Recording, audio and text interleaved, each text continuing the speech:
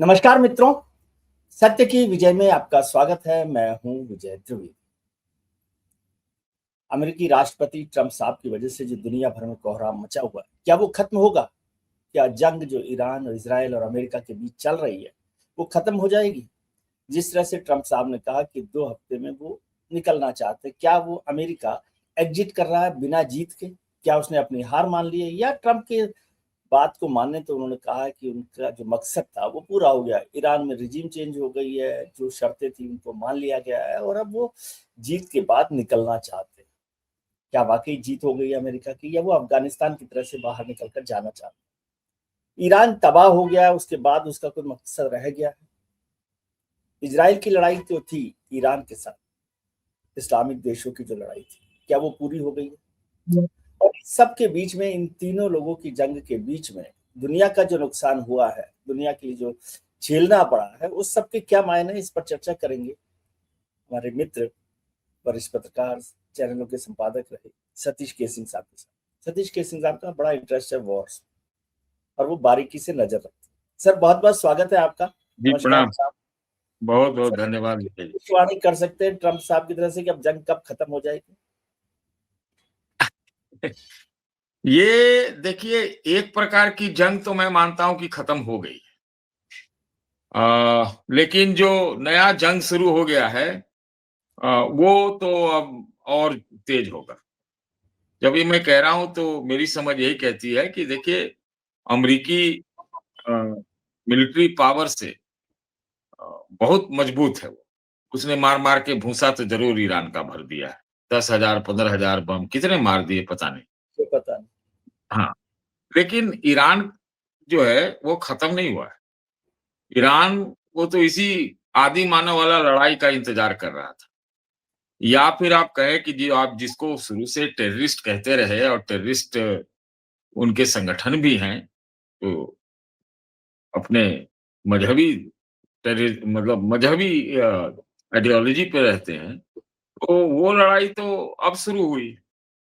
4 चीज़ों पे तो ट्रम्प साहब पीछे हट गए। जैसे वो हॉर्मुज़ के बारे में कह रहे थे कि वहाँ लगाया जा रहा था आकलन कि वहाँ पहुँच सकती है। जी। दूसरा था कि और 1 आध 2 आइलैंड कब्ज़ा कर लेंगे। एक तो ये हो गया। दूसरा ये है कि जो मतलब अमेरिकी सैनिक को ईरान में उतारने की बात थी, तो इसका तो आज कुछ नहीं ज़िक्र हुआ। आज जो उन्होंने दुनिया भर को संबोधित किया, संबोधित वो किया। भी नहीं कहा। तीसरा कि वहाँ सत्ता बदलने की बात है। तो सत्ता बदलने पर भी तो कह रहे हैं कि कुछ हमने तो कहा ही नहीं कि हमको सत्ता बदलना है। चौथी चीज़ कही कि भाई डील, तो हमने तो कहा ही नहीं कि डील। तो ये 4 चीज़ों पे पीछे हट गए, बुरी तरह से हट गए। इसका मतलब सीधा-सीधा है विजय जी, और इस चीज़ को मैं बहुत दिनों से ये बात कह रहा हूँ और फिर आपके यहाँ दोहरा रहा हूँ कि जो राष्ट्रपति नारा दे के आया था, ड्रिल बेबी ड्रिल। हालाँकि उनको बेबी और बीवी से ज़्यादा प्यार है, बेबी एंड बीवी। तो सीधी-सी बात है कि ट्रम्प के दिमाग में तेल है, दिमाग में ही तेल है, और आज से नहीं, बहुत समय से ही अमेरिकियों का दिमाग में तेल रहा है। तेल और हथियार पे ही वो चलते हैं। तो आज के बाद जो उनका जो आज संबोधन रहा है, उससे तो एकदम स्पष्ट है कि उन्होंने तेल के खेल के लिए किया है। ये पहले वेनेजुएला से उठा के ले आए थे, वहाँ कब्ज़ा कर लिया, और अब जो है पूरा दुनिया को कह रहे हैं कि भैया अमेरिका से तेल खरीदो। आज तो स्पष्ट रूप से उन्होंने कहा, और नहीं तो जाके हॉर्मुज़ छुड़वाओ, हमारा कोई लेना-देना है नहीं। तो उन्होंने पूरे दुनिया को तेल का बंधक बना लिया एक प्रकार से, जिसमें भारत पे भी दबाव आ गया। इसमें दो राय नहीं है। अब हमारे पास समस्या है कि हम तेल किससे लें? तेल गैस किससे लें? अमेरिका से लें, रूस से लें? रूस पे तो सैंक्शन जब तब लगा देता है। तो ये हमारे ख्याल से मोटी बात है, जो अभी स्थिति है। लेकिन तेल की लड़ाई तो जाहिर है कि ट्रंप साहब को केवल तेल की लड़ाई लड़ना है। क्या आप मानते हैं कि ट्रंप झूठ बोल रहे थे, या ट्रंप हार गए? इसको थोड़ा सा स्पेसिफाई करते हैं। हार के निकलना चाहते हैं? देखिए, मैं मानता नहीं हूँ। अगर वो देखिए, वो एक चैनल पे मैंने कहा था कि वो टेटिया बच्चा जैसा है, अमीर बाप का बच्चा। उसका पालन-पोषण ऐसा होता है, वो कभी हारता ही नहीं। वो ज़ीरो पर भी क्रिकेट में आउट होता है, तो उसको अगल-बगल वाले उसको विजेता घोषित कर देते हैं। है ना? तो वही वाला हाल है। तो अमेरिका अ, हारने का तो वो मान ही नहीं सकता। वो तो आज तो एक तरह से ये भी कहा जाए तो विक्ट्री डिक्लेयर कर दिया, है जी। ना? और ये भी कहा कि इसको तो स्टोन एज में पहुँचा देंगे। तो पता नहीं, लेकिन वो उसका बोलने का शैली है ट्रम्प का। ट्रम्प का कोई दीन ईमान है नहीं। उसका सीधा-सीधा अ, दिमाग में है कि कैसे प्रॉपर्टी बनाया जाए। तो तेल की प्रॉपर्टी अभी खास चल रही है। तो आप देखिए ना, पूरे दुनिया में शेयर बाजार गिर रहा है और अमेरिका का पता नहीं, आप शाम में पता चलेगा, लेकिन अमेरिकी तेल का कीमत बढ़ रहा है। और रहा। तो हाँ, तो अमेरिकी तेल की कीमत बढ़ रहा है, तो दुनिया अगर अमेरिका से लेने के लिए वो कह रहा है तो उसका फ़ायदा ही है। जी। दूसरी बात कि वो हार के निकलने वाली बात कहते हैं। हो सकता है उसकी रणनीति में ही, मैं तो शुरू से ये बात कहता हूँ कि वो उसकी रणनीति में ही है कि तेल का खेल किया जाए, है ना? हाँ, तेल का खेल किया जाए, तो तेल का खेल में तो वो सक्सेसफुल हो गया है। तेल के खेल में तो वो सक्सेसफुल है। अब यूरोप वाले कहाँ से तेल लेंगे, ज़रा हमको समझ में नहीं आ रहा है। रूस से तो मिलेगा नहीं, है कि नहीं? तो कहाँ से मिलेगा? अच्छा, चीन वाले को, कोरिया वाले को, जापान वाले को कहाँ से पहले मिलता था और अब कहाँ से लेना पड़ सकता है? तो बोले कि भैया लेना है तेल तो जाओ छुड़ाओ, होर्मुज़ को छुड़ाओ, हमारा कुछ लेना-देना नहीं है। नहीं, लेकिन तो वो हॉर्मुज़ अच्छा भला चल रहा था, स्ट्रेट ऑफ हॉर्मुज़ तो खुला हुआ था दुनिया भर के लिए, ठीक है। अब ईरान ने भी उस पे एक तो ट्रोल कर दिया कि भाई हम टोल लगाएंगे इस पर।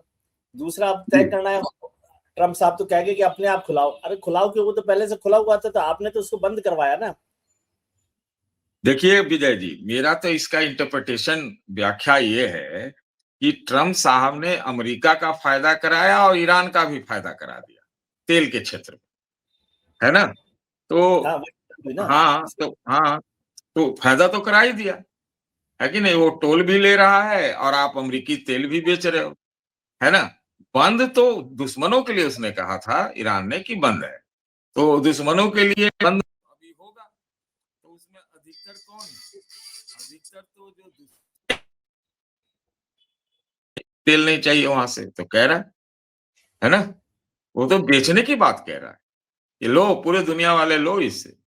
तो हम ये मानते हैं कि उसका उद्देश्य जो ऑब्जेक्टिव था, वो लगातार बदलता रहा, लेकिन ऑब्जेक्टिव बदलता नहीं है। वो एक प्रकार से ये हमारा ऑब्जेक्टिव है और वो पूरा हो रहा है, तो सामने दिख रहा है।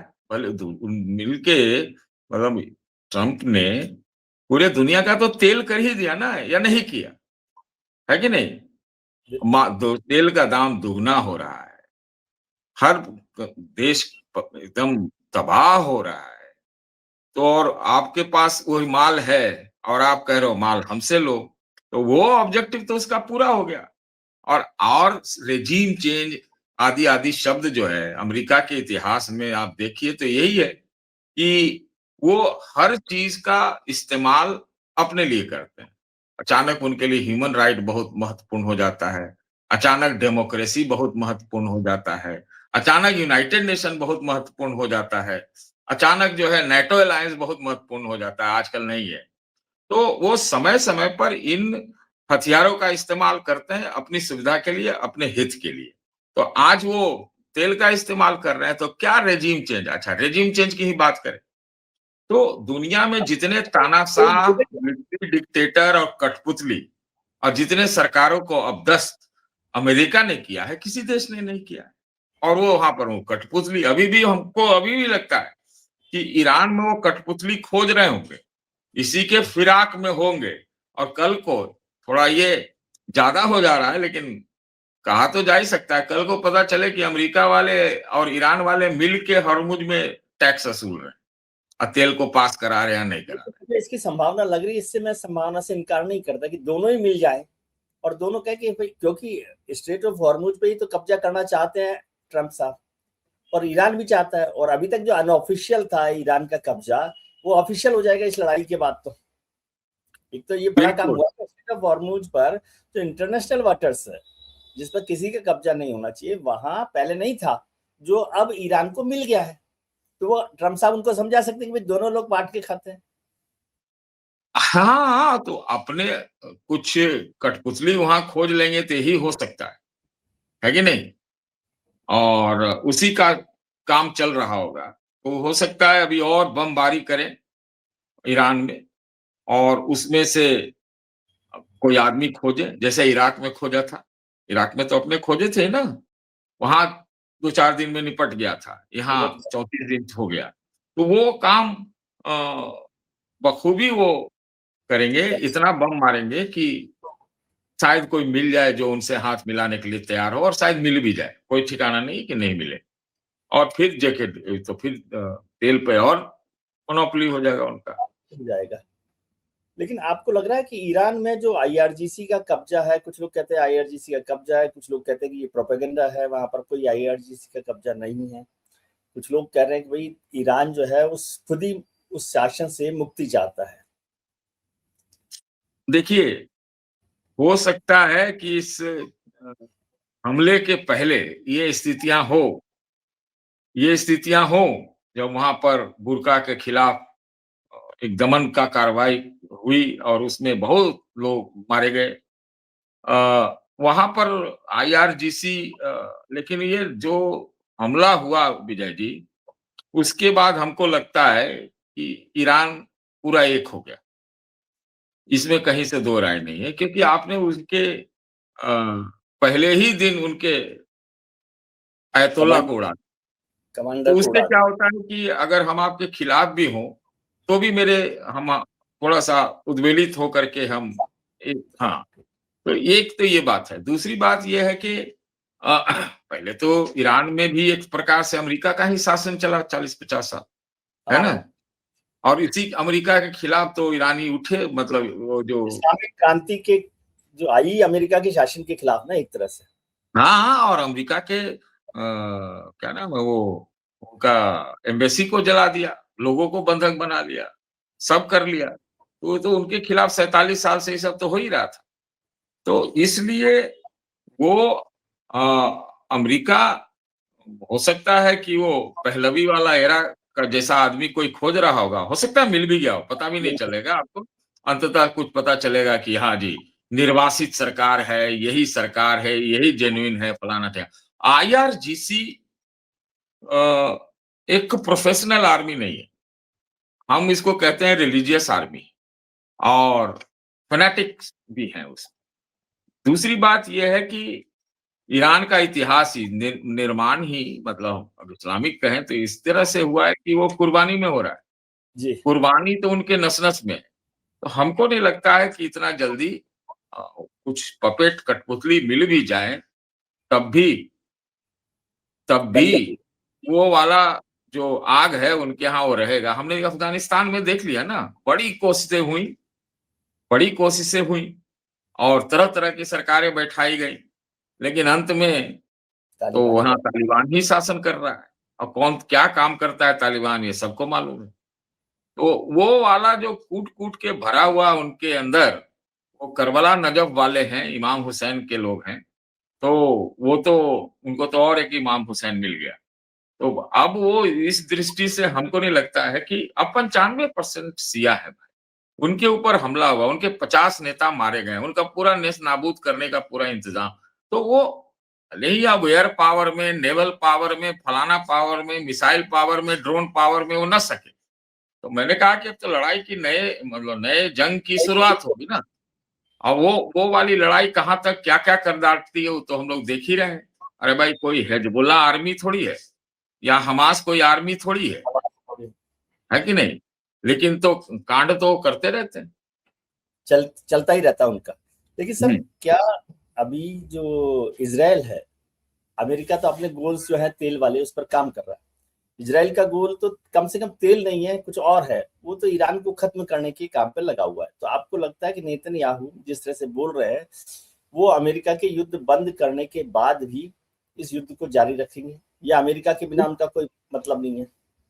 देखिए मेरे ख्याल से तो यही है कि इजराइल जो है वो परमानेंट वार लड़ता रहता है, क्योंकि उसके लिए एग्जिस्टेंशियल, जिसको कहते हैं अस्तित्व का सवाल है, वो किसी सूरत पे जाएगा। अमेरिका चाहे आज कठपुतली बैठा ले, अमेरिका उसकी बात ना माने, अमेरिका जो है, लेकिन इजराइल वाले अपना कांड करते रहेंगे। उनको तो करना ही है, वो तो नया फ्रंट खोल के एक नया लड़ाई लड़ रहे हैं, वो बेरूत में, लेबनान में, और वहाँ लेबनान अपना हम बढ़ा रहे हैं। में हमला किया। हाँ, लेकिन एक चीज मैं जरूर कहना चाहूंगा विजय जी, इतिहास इस बात का गवाह है कि न इजराइल ने और न कभी अमेरिका ने अपने राष्ट्रीय हितों से समझौता किया। और यहां तक कि जब 1956 वाला जो सुएज कनाल का समस्या यस, थी, तो उसमें अमेरिकियों ने इजरायलियों को थप्पड़ मार के जो है सो इलाज किया था। ये लोग भूल जाते हैं कि जब उनको उस समय तो तेल के कुछ सीमित स्रोत थे ना, जी, उस समय भी, और व्यापार के, तो उस समय तो जब वहां नासिर ने वो काम किया था असवान डैम वाला और फिर सुएज को क्राइसिस में, तो अमेरिका का प्रमुख भूमिका थी उसमें, और उसमें इजराइल को दबाया था। दबाया गया था। तो हाँ, तो जब दबाया गया है, इतिहास में इस बात के सबूत हैं। और अगर हम यहूदियों की बात करें तो हम तो यहां तक बोलते हैं कि यहूदियों और ईसाइयों में जो 1000 1500 साल की लड़ाई है, वो क्या लड़ाई एकदम बिल्कुल खत्म हो गई है क्या? अभी हमने जर्मनी का रुख देखा है और स्पेन का रुख देखा है, अभी देखा है इस लड़ाई में। वो क्या कहता है, इस बात को हमें चिन्हित करना चाहिए। तो स्पेन के दोनों बाद अपने सामने इंटरेस्ट में आया। काम कर रहे हैं, दोनों का अपना इंटरेस्ट मिलता है, दोनों साथ हैं, लेकिन जी, तो एक का इंटरेस्ट तेल है, एक का इंटरेस्ट है कि ईरान को मिट्टी में मिला दो, नहीं तो जी। वो मिट्टी में मिल जाएंगे। तो वो तो चलता ही रहेगा, उसमें तो रुकने का कोई मुझे सवाल दिखता नहीं है। और चाइना या रूस जैसे देश जो हस्तक्षेप कर सकते हैं, इजराइल के मामले में वो भी नहीं करते। जी, वो भी ये नहीं है कर रहे। मेन। बिल्कुल ठीक बात है। तो क्या आपको कोई संभावना लग रही है कि अब जंग जो है वो खत्म होगी, या ये जो तेल का संकट अगर खत्म नहीं हुआ, क्योंकि ट्रम्प साहब ने कहा कि एक और बड़ा हमला भी कर सकते हैं वो, तो ट्रम्प जब बड़ा हमला करेंगे तो फिर खत्म कैसे होगा युद्ध? वो देखिए, हमला वो करेंगे और निश्चित रूप से करेंगे। जो जो कहते हैं उसके ठीक बहुत सारी चीजें उल्टी की हैं, बोले हैं पावर और ये एनर्जी सब कुछ भी मार दे सकते हैं, नेस्त नाबूद कर देंगे, स्टोन एज में पहुंचा देंगे। वो थ्रेट ही है, कोई जरूरी नहीं कि वो करें, लेकिन करेंगे। और ईरान वाले हथियार नहीं डालेंगे, ईरान में कठपुतली ही मिलेगा। और ईरान में कठपुतली मिलने के बाद ही अमेरिका वाले कुछ अपना एक नया रास्ता ढूंढ के चीजों को स्थापित करने का प्रयास करेंगे। लेकिन लेकिन अगर वो मिल गया या मिल गया होगा, तो उसके बाद वो भाग जाएंगे वहां से, क्योंकि उनका मकसद पूरा हो चुका है। ये बात तो हम भी कह रहे हैं कि मकसद पूरा हो चुका है कि भाई ईरान में आपने नेस्तनाबूद कर दिया 15,000 बम मार के, ईरान के टॉप लीडरशिप को आपने मार दिया, आपका तेल का एकाधिकार एक तरह से दुनिया भर में हो गया है कि नहीं? तो वो तो कह रहे हैं कि हमको रेजिम चेंज के लिए हमने कभी कहा ही नहीं था। बात तो लेकिन समझिए। ईरान का तेल कैसे उनके पास आएगा जब तक कि खार्ग पर या तक कब्जा कर ले, या स्टेट ऑफ हॉर्मुज पे जब तक कब्जा ना करे, तो ईरान के तेल पे देखिए, कैसे? उनको उनको उससे मतलब नहीं है, खाली ईरान तेल पर क्या, मिडिल ईस्ट के तेल पर कब्जा है क्या उनका, वैसे अगर देखा जाए तो। लेकिन कब्जा मिडिल ईस्ट पे है, तेल का छोड़ दीजिए। मिडिल ईस्ट पर तो है उनका कब्जा एक तरह से, क्योंकि डॉलर में जो एक्सचेंज है पेट्रोल का, वो भी तो एक बड़ी बात है ना। ईरान के साथ तो वो वाला झगड़ा भी चल रहा है ना उनका। मैं तो इसीलिए कह रहा हूं कि सिर्फ कठपुतली का इंतजार है, उसके बाद युद्ध। तो आपने एक सवाल जब शुरू में पूछा, उसका तो इसका सीधा जवाब है हाँ, खत्म होगा। लेकिन युद्ध का संकट तो खत्म होगा, तेल का संकट पूरे दुनिया के लिए खत्म नहीं होगा, बल्कि बढ़ सकता है। आज के डेट में मैं एक क्वेश्चन करता हूं आपसे, आज के डेट में एक बैरल तेल की कीमत ले जाके ला के ट्रांसपोर्ट करके इंश्योरेंस लगा के कितना पड़ेगा, जरा इसको सोचिए। $200 आज के डेट में पड़ेगा अगर आप अमेरिका से लाएंगे तो। ऐसी 110 वर्ष के करीब कीमत चल रहा है, और अगर आपने अमेरिका से लाया तो वो तो और तो, बढ़ जाएगा। हाँ, इसीलिए मैं कह रहा हूं $200 मैंने लगाया है उसकी कीमत। ये $200 तो ऑलरेडी है। तो अभी युद्ध खत्म कर दे अमेरिका, उसके बाद तेल के लिए हाहाकार तो इतना जल्दी खत्म नहीं होगा। ये तो और हॉर्मुज यहाँ से तो जापान, कोरिया, चाइना, इंडिया, ये सबको आसानी से मिल जाता था और कम दाम पे भी मिलता था और अनवरत मिलता था और कम दिनों में पहुंच जाता था। अब तो सब पलट गया ना। तो ये वाली स्थिति है। और अच्छा, दूसरी चीज कि ये कर्फ्यू में भी उसने ढील दे के रखी है, 30 दिनों की थी, है कि नहीं? तो अच्छा, रसिया पर भी अभी ढील दे दी है, भारत पे भी ढील दे दी है। तो अब क्या आपको लग रहा है ये ढील बराबर रहेगा? रहे तो अच्छा है।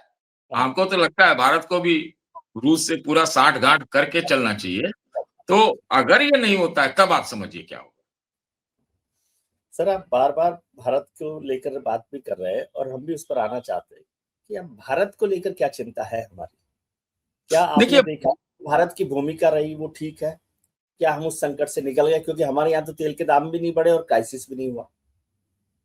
देखिए, ये 2-4 बातें, इसका थोड़ा जवाब हम लंबा देना चाहते हैं। पहला तो ये है कि कौन कह रहा है कि तेल का दाम नहीं बढ़ा है? तेल गैस का दाम, कौन कह रहा है? ये बताइए। सरकार कह रही है, सरकार कहाँ, सरकार खुद ही बढ़ा रही है। तो सबसे पहले तो ₹60 गैस पे बढ़ गया था, पहले दिन। तो उसको आप बढ़ना नहीं मानते? कमर्शियल सिलेंडर का कल भी दाम बढ़ दाम बढ़ा है, एटीएफ फ्यूल का दाम कल बढ़ा बढ़ा दिया। है। तो उसको बढ़ना आप नहीं मानते हैं। खाली वो जो हम लोग को पंपों पर मिलता है, उसी का बात छूटा हुआ है ना। तो वो तो अभी चुनाव है तो थोड़ा दिन की रुकिए। और अब तो हमको लग रहा है कि कहीं चुनाव, अगर देश हित की ही बात देखी जाए और कमर्शियल इंटरेस्ट और फाइनेंशियल इंटरेस्ट की बात देखी जाए, तो ये तो मजबूरी हो जाएगी कि अगर कल को 115-20 हो जाए तो अभी ये चुनाव के बीच में बढ़ाना पड़ेगा। और इसका तो खामियाजा तो बहुत लंबा चौड़ा है ना, कि हमको पैसा ज्यादा देना पड़ेगा। तो हम कहाँ से लाएंगे? क्या इतना हमारा खजाना भरा हुआ है? तो ये एक समस्या है। और इसका चौतरफा है। कौन आएगा यहाँ इन्वेस्ट करने? कौन बैंक पैसा देगा? कैसे फैक्ट्रियाँ काम करेगी? आम आदमी कैसे जिएगा? क्या करेगा? ये पूरा हमारा इकोनॉमी पर, मैंने पहले भी कहा था, ये आप आपके से मौका मिला या नहीं हमको याद नहीं है, कि दुनिया में अगर सबसे ज़्यादा कोई प्रभाव इस पूरे गल्फ वॉर का पड़ना, ईरान युद्ध का वो पड़ना है, तो वो भारत है। इससे ज़्यादा प्रभाव किसी के ऊपर नहीं है और हम इस पर डिबेट करने के लिए अलग से तैयार हैं। लेकिन तो सरकार तो कह रही है कि कोई असर ही नहीं पड़ा है हम पर। बताइए क्या असर पड़ा है? तेल आपको मिल रहा है, गैस आपको मिल रही है, नहीं, नहीं, संकट नहीं, की नहीं, विजय जी, सरकार ऐसा नहीं सरकार ने कहा है। मैं तो ये मानता हूँ कि 12 सालों में पहली बार मोदी सरकार ने संसद के दोनों सदनों में कोरोना जैसे शब्दों का इस्तेमाल करके संकट को माना है। संकट की ये तो गंभीरता पहली बार संकट की माना गंभीरता है। हाँ, तो गंभीरता को माना है, तो इसको क्या कहा जाए? नहीं माना है। तो लगातार जो मंत्रियों के भी बयान आ रहे हैं, देखिए कोई भी देश में थोड़ा-सा ऊपर झापर सब बना के रखते हैं ना, कि भाई कोई पैनिक ना फैले, ये ना हो, वो ना हो।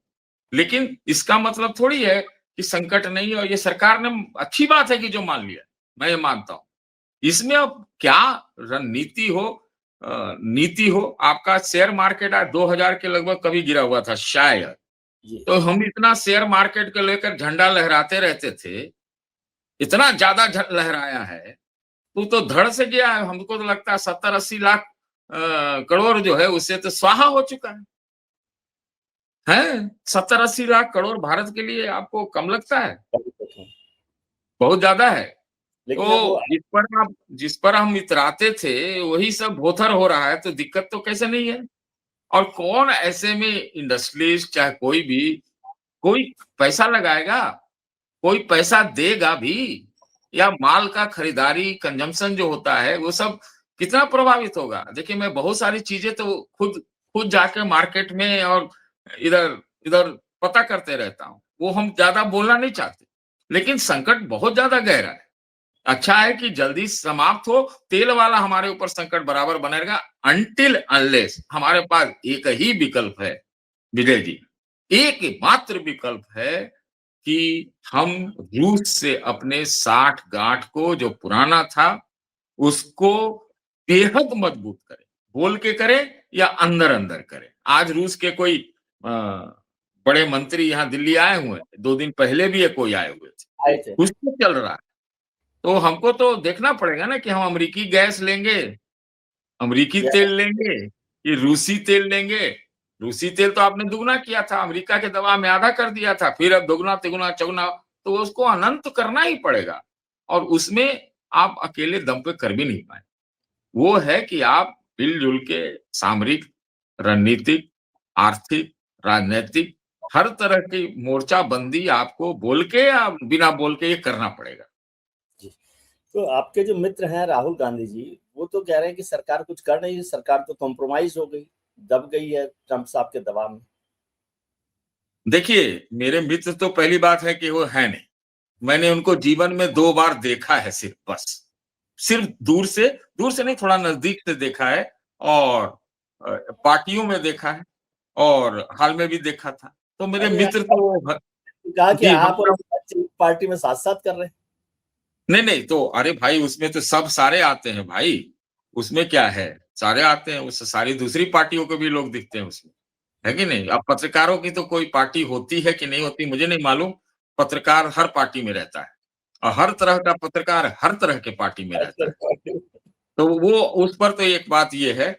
दूसरी बात ये है कि राहुल गांधी ने जो बातें पहले कही थी, तो इस बार तो कोरोना जैसा नहीं, इस बार तो सरकार ने मान लिया है। आप इस चीज़ को देखें। इस बार तो सरकार ने स्वीकार किया है कि हाँ, दिक्कत है, भारी दिक्कत है। ये आप बात कह तो रहे हैं और कि कैसे राहुल जी बोला कह रहे जाता हैं, सरकार कह रही है। है? हैं? क्या बोले? आप ये कह रहे हैं कि जो राहुल कह रहे हैं वही सरकार कह रही है। मैं तो यही कह रहा हूँ कि वो संकट का जहाँ तक सवाल है तो उस पर इस बार मोदी सरकार ने इस बात को माना है, पहली चीज़, जो कि अच्छी बात है। तो देश प्रिपेयर रहता है। जहाँ तक वो दबाव वाली बात और कॉम्प्रोमाइज़ वाली बात है, वो तो अब पता चलेगा कि क्या है। तो उनका आरोप है, राजनैतिक आरोप है, वो बार-बार कहते हैं। तो हमें अभी देखना होगा कि हम अपना रूस के साथ नीति रणनीति क्या अपनाते हैं, तेल के मामले में ही या अन्य चीज़ों के मामले में, ट्रेड डील के मामले में ही।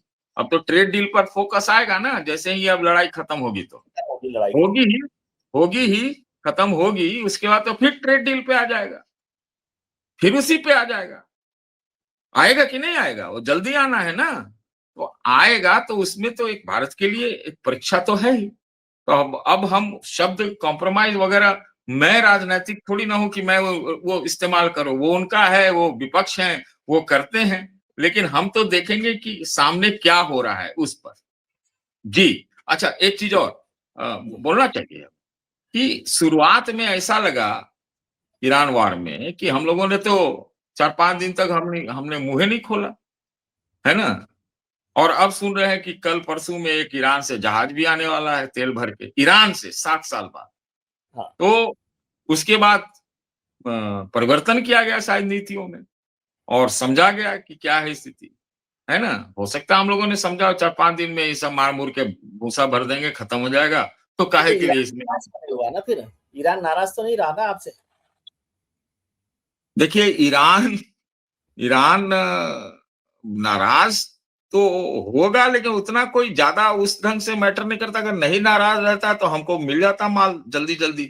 लेकिन अभी तक हमारे 18, 19, 20 जो है जहाज जहाज अभी तक फँसे हुए हैं अच्छा और हुआ। पैसा सुन रहे हैं लेके मतलब नाका वसूल के, चुंगी वसूल के ही सबको जाने दे रहा है।